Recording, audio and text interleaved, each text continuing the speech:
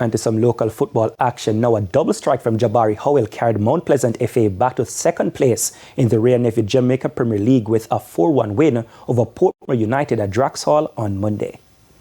With CONCACAF football out of their way, Mount Pleasant FA laid down the gauntlet with a statement win over Portmore United. Despite the two teams going into the halftime break at 0-0, Mount Pleasant did ask some questions during that stanza. But the second 45 minutes proved all the answers, with Jabari Howell scoring twice in the space of 3 minutes. Devontae Campbell gave Mount Pleasant more breathing space when he made it 3-0 in the 75th minute.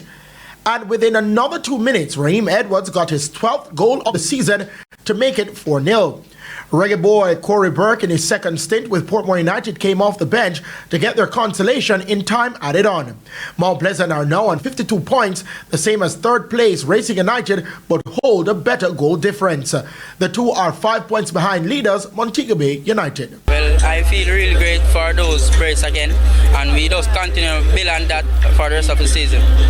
I think it was a good performance this afternoon from the boys. I think we were a bit hungry, you know.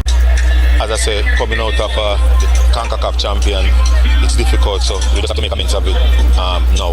I think we played a very good first half. I think second half, conceded a brilliant free kick, and from there, we just lost the game. In the early game at the same venue, Treasure Beach and Spanish Town Police played out a 0-0 draw. Spanish Town Police remain foot of the table on 20 points, while Treasure Beach are 11th on 29 points.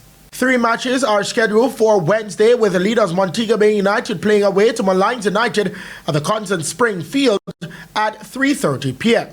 Christopher Scott, TVJ Sports.